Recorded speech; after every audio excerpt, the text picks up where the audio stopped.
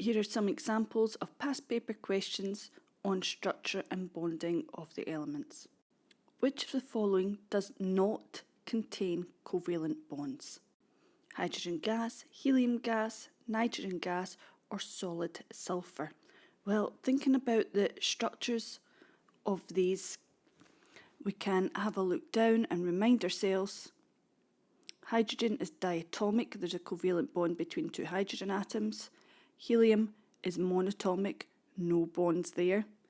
Nitrogen gas has a triple covalent bond between the two nitrogen atoms, and solid sulfur, we've got S8, this ring structure, again covalent bonds between the atoms there. So the only one that doesn't contain the covalent bonds is helium gas. The answer is B. Which of the following structures is never found in compounds?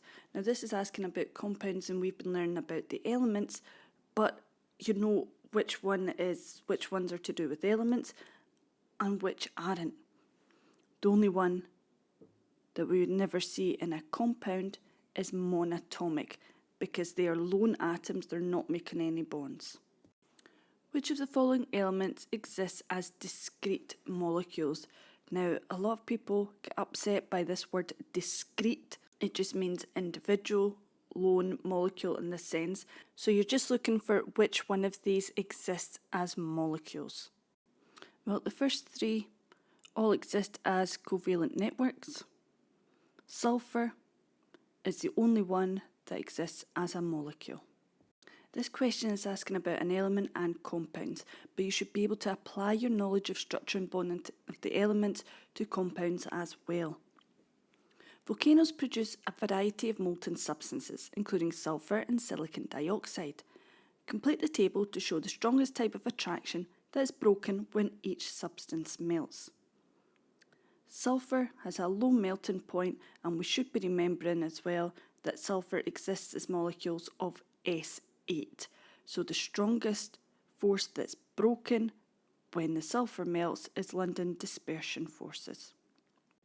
Looking at silicon dioxide, we have two nonmetals and a really high melting point. So that tells me this is going to be covalent network, covalent bondings, network structure, and the strongest type of attraction that's broken when a covalent network melts is covalent bonds. Volcanic sulfur can be put to a variety of uses. One such use involves reacting sulfur with phosphorus to make a compound with formula P4S3. Draw a possible structure for P4S3.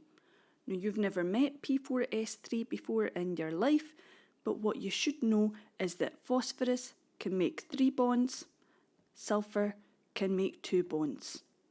So you have to draw a structure in which those valency rules, the bonding rules, are followed. Now, there's a lot of different things you could make, but here's just one example. I've got my 4 phosphorus there. Each phosphorus is making 3 bonds, and then I've got 3 sulfur.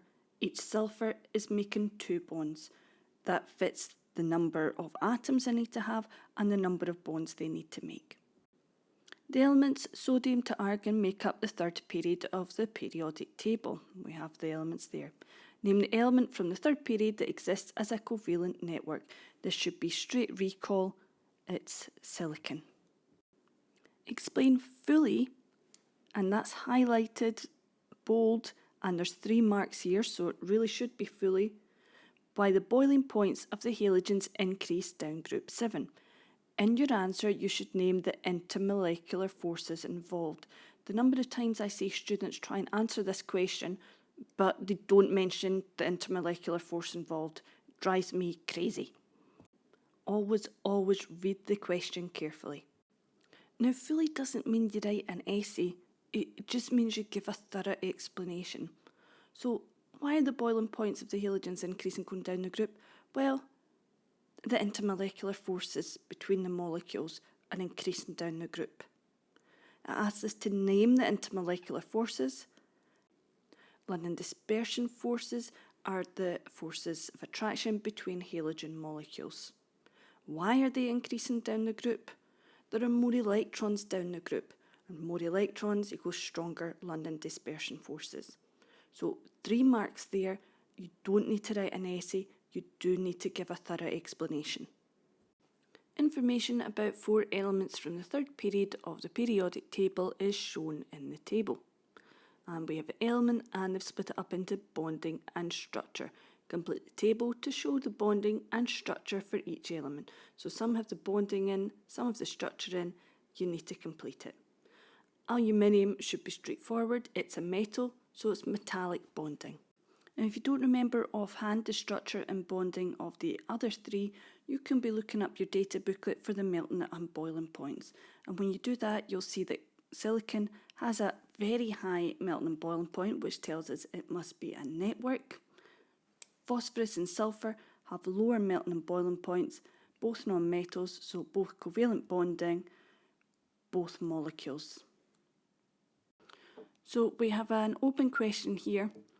The melting point of non-metal elements depends on structure and bonding. Using your knowledge of chemistry, comment on this statement. Now, I would highly recommend that you have a go at this question yourself and then check back to the video and see how much you picked up. Remember, there's no absolute correct answer to this, but are you making 3 good points from what is there?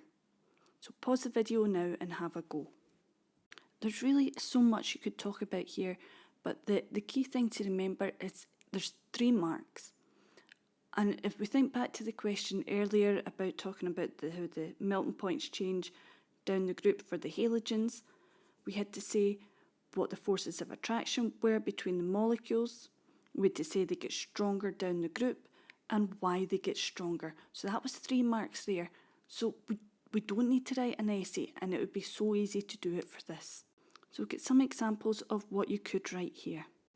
You could say which non-metal elements have a network structure, and you could say that, well, the bonds being broken when they melt are covalent bonds, so that's very strong and leads to high melting and boiling point. You could describe the structure of diamond. Or maybe you want to focus on diatomic molecules and look at the forces being broken when they melt, being London dispersion forces, and that they have very low melting and boiling points.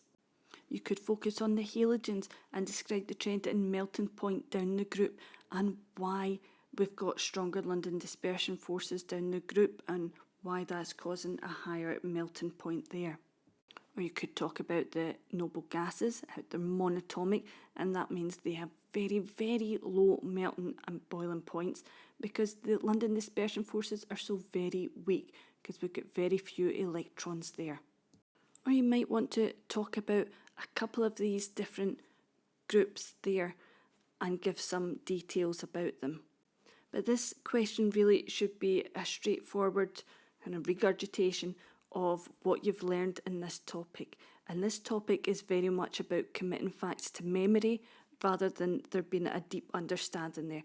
Yes, you have to understand that London dispersion forces are very important and that there are more electrons, there are stronger London dispersion forces, but the vast majority is straight recall. Just to reiterate as well, you would not be expected to talk about every single type of structure and bonding within the non-metal elements. We're looking for 3 marks here, so even just talking about one of those things in detail, covalent network or the halogens or the noble gases, is likely to get you the 3 marks. They're looking for a good knowledge of chemistry. That'll get you 3 marks.